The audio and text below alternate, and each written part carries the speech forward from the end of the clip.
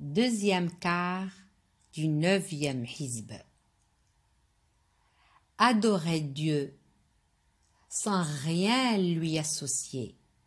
Soyez bons envers vos parents, vos proches, les orphelins, les pauvres, les voisins, qu'ils soient de votre rang ou éloignés, ainsi que vos compagnons de tous les jours, les voyageurs de passage et les esclaves que vous possédez, car Dieu n'aime pas les arrogants, vantards, ainsi que les avares qui recommandent l'avarice à leurs semblables et dissimulent les faveurs dont Dieu les a gratifiés.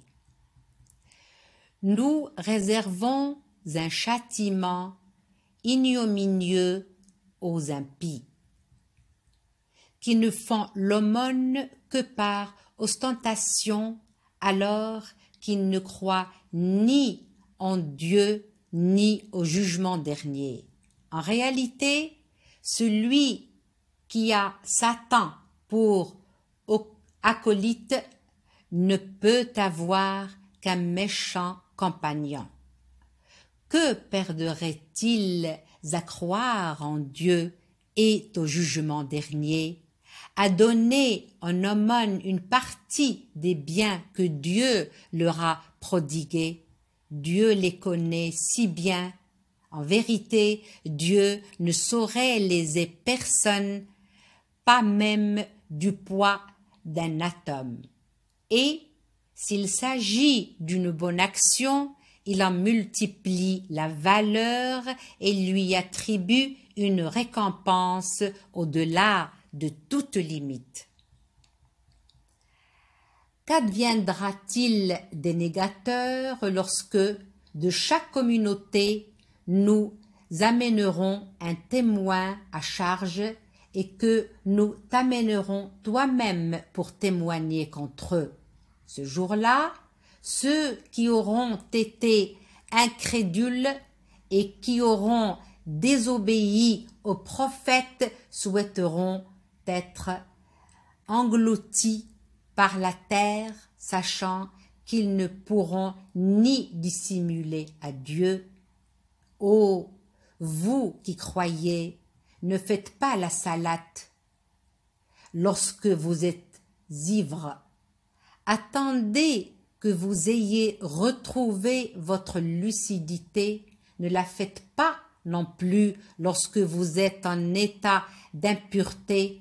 Attendez que vous ayez fait vos grandes ablutions, à moins que vous ne soyez en voyage. Si vous êtes malade ou en voyage, ou si vous venez de satisfaire vos besoins naturels, ou si vous avez approché une femme et que vous ne trouviez pas d'eau, utilisez alors de la terre propre pour vous en essuyer le visage et les mains, car Dieu est indulgent et miséricordieux.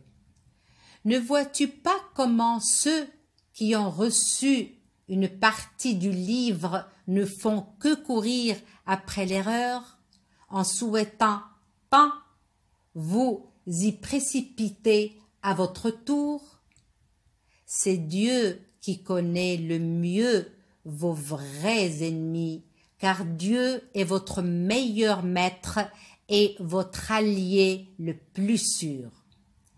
Parmi les Juifs, il en est qui altèrent le sens du discours en disent « Nous avons entendu et nous refusons d'obéir. » Écoute, puisses-tu ne rien entendre?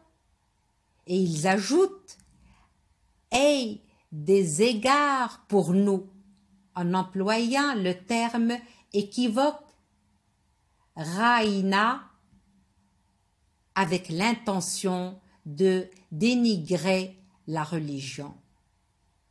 Que ne disent-ils plutôt? Nous avons entendu et nous avons obéi. écoute et regarde-nous. C'eût été préférable pour eux et plus loyal. Mais Dieu les a maudits pour leur impiété et pour la tiédeur de leur croyance. Ô vous qui détenez les Écritures, croyez au Coran que nous révélons pour confirmer ce que vous aviez déjà avant que nous couvrions d'avilissement et d'humiliation certains visages ou que nous les maudissions comme nous avons maudit les profanateurs du sabbat. L'ordre de Dieu est toujours suivi d'exécution. Dieu ne pardonne point qu'on lui associe d'autres divinités, mais il pardonne à qui il veut les autres péchés, car celui qui associe à Dieu d'autres divinités commet un forfait d'une exceptionnelle gravité.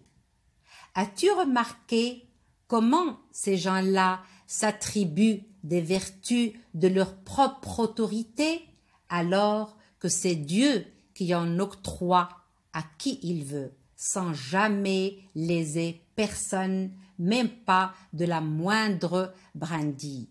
Regarde comme ils débitent des mensonges sur le compte de Dieu. Et c'est déjà là un crime monstrueux. N'as-tu pas remarqué que ceux qui ont reçu une partie des Écritures continuent à croire à la sorcellerie et aux idoles en disant des païens qu'ils étaient sur une voie meilleure que celle des croyants? Voilà ce que Dieu a maudit. Et jamais ceux que Dieu a maudits ne trouveront de protecteur. Parviendraient-ils à détenir une part de l'empire du monde qu'ils n'en céderaient pas la moindre particule? Seraient-ils jaloux de ce que Dieu a honoré de sa grâce? Mais n'avons-nous pas déjà octroyé à la famille d'Abraham l'écriture et la sagesse ainsi qu'un immense empire? Certains parmi eux y ont cru et d'autres s'en sont écartés. Mais pour ces derniers, la Géhenne est une peine bien suffisante.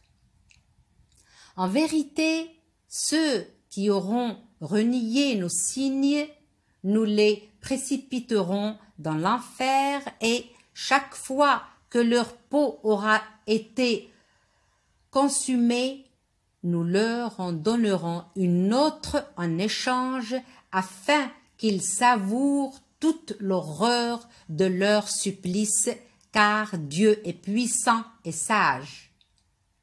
À ceux qui croient en Dieu et qui accomplissent de bonnes œuvres, nous donnerons pour séjour éternel des jardins où couleront des ruisseaux et où ils auront des épouses exemptes de toute souillure, avec lesquelles ils mèneront sous de frais ombrages une vie éternelle.